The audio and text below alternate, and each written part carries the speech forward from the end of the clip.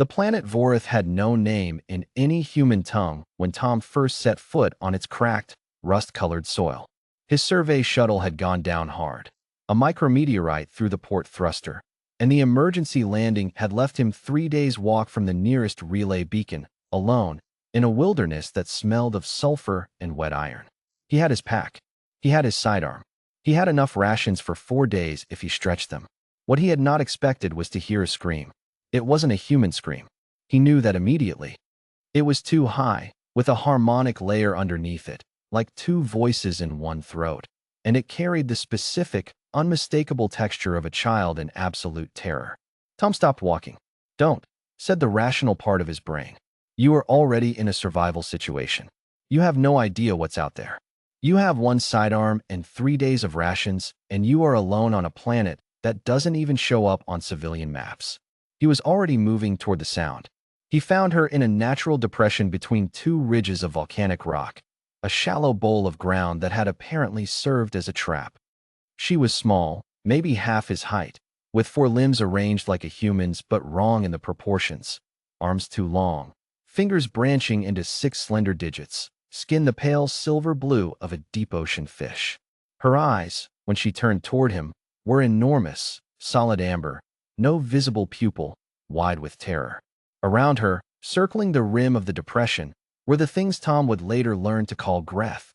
Pack hunters native to Vorith, vaguely canine in silhouette, but wrong the way everything on this planet was wrong. 6 legs, no visible ears, mouths that opened sideways. There were 7 of them, and they were taking their time. The girl, and she was unmistakably a child, something about the proportions, the way she huddled, the sound she made, pressed herself against the far wall of the depression. She had a small tool in one hand, something like a multi-tool, absolutely useless as a weapon. She was shaking so hard, he could see it from 30 meters away. Tom assessed the situation in approximately 2 seconds. 7 predators, 1 child, 1 human with a sidearm rated for 12 shots before recharge. He did the math. He stepped to the edge of the depression, placed 2 fingers in his mouth, and whistled. Loud, sharp, the kind of whistle his father had used to call dogs in from a field back in rural Montana. Every Greth head swung toward him simultaneously. "Hey," Tom said loudly. "Over here." What followed was not elegant. It was not tactical genius. It was a human being making a tremendous amount of noise, firing his sidearm at the ground to create light and sound rather than wasting shots, throwing rocks with an accuracy built from 30 years of recreational baseball, and generally behaving in the way that large predators across multiple planets had learned, slowly and painfully, to associate with extreme danger. Humans, when threatened, did not run. That was the thing no xenobiologist fully prepared you for until you saw it. Every prey species on every planet ran. That was the rule. That was the shape of the universe. You were big, something smaller ran. You circled something, it cowered. Humans escalated. The Greth broke on the 5th shot, not because any of them were seriously hurt, but because the noise, the light, the sheer persistence of this strange 2-limbed creature that would not stop coming forward was too much for their threat assessment to process. They scattered into the rocks, and Tom stood at the center of the depression, breathing hard, sidearms still raised, listening to the sound of 6-legged bodies disappearing into the dark. Silence. Then, very quietly, from behind him, a sound like wind chimes made of glass. He turned around. The girl was standing 3 meters away, staring at him with those enormous amber eyes. Up close, she was even smaller than he'd thought, maybe 8 or 9 years old, in whatever her species measured time.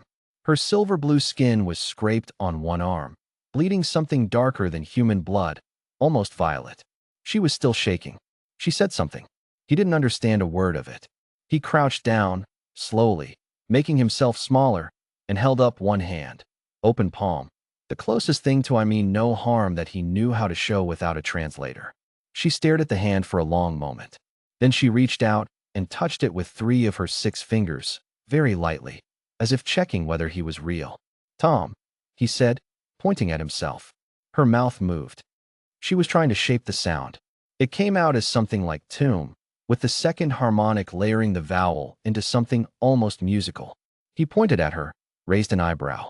"Lily," she said, or something close enough to it that he would always remember it that way. Later, when the translators worked, he'd learn her actual name was a sound made partly in a frequency range human ears couldn't process. He called her Lily. She seemed to accept this. Tom had been a geological surveyor for 11 years. He was not a soldier. He was not a first contact specialist. He had no training in xenodiplomacy, no certification in alien child psychology, and no protocol for found orphaned alien child on uncharted planet. Greth may return. What he had was a first aid kit, an emergency thermal blanket that crinkled like aluminum foil and seemed to fascinate Lily enormously, and the deeply human instinct that when a child is hurt and scared, you do something about it. He cleaned her scrape. She watched, wide-eyed, as he worked, and wrapped it with a bandage that was designed for human skin but seemed to adhere well enough. He gave her half a ration bar. She sniffed it for 30 seconds, then ate it in one bite, then looked at him with an expression he couldn't read at all. Then she sat down next to him, close enough that her shoulder pressed against his arm, and said nothing. He understood that, at least. They walked for 2 days. Tom learned, slowly, that Lily had been part of a small group. Her people used a word that the translator later rendered as wayfarers, travelers between systems who moved in family clusters. Something had gone wrong. He didn't get the full picture for weeks, when they finally had a real translator between them, but the shape of it was clear enough. Danger, separation, the group moving on without her. Whether it was accident or intention, he never asked. He thought she knew the answer and that it hurt her, and that was enough. What he focused on instead was keeping her fed, keeping her warm when the Vorith nights dropped to temperatures that made his breath visible, and navigating them both toward the beacon. She was, he discovered, remarkably practical for someone her age. She knew which of the native plants were safe, for her biology at least, and she communicated this through an elaborate system of pointing and facial expressions that they developed together over the first 12 hours. She could move quietly when she needed to. She noticed things he missed, tapping his arm and pointing to hazards before he walked into them. On the second night, huddled under the thermal blanket while something large moved through the rocks above them, she reached over and took his hand. He held it and didn't move until whatever it was had passed. The relay beacon was exactly where his NAV unit said it would be. Tom sent the distress ping and settled in to wait. The rescue shuttle arrived 18 hours later. The crew, a mixed team, 2 humans and a Verity, came down the ramp and stopped at the sight of Tom sitting in the dust with a small silver-blue alien girl asleep against his side. Survey team, said one survivor. The pilot said. Adjust your count, Tom said. Lily's people found her 6 weeks later, through channels Tom never fully understood. There was a reunion he wasn't present for. Protocol, they told him, first contact sensitivity, but afterward she was brought to see him one last time before departure. She stood in front of him for a long moment. Then she reached up, took his face in both her long-fingered hands, pressed her forehead lightly to his chin, some gesture of significance he'd later learn meant something close to "I will remember you when I remember myself," and said, very carefully, in accented but clear standard, "Tom, thank you."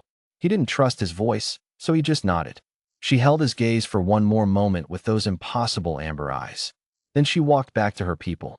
Tom stood there for a while after, in the corridor of a transit station in the middle of nowhere, thinking about the specific human compulsion, the one that had no survival logic, that made no strategic sense, that every species they encountered found baffling and occasionally terrifying, to simply not walk away when someone needed help. He didn't think it needed explaining. It was just the thing you did.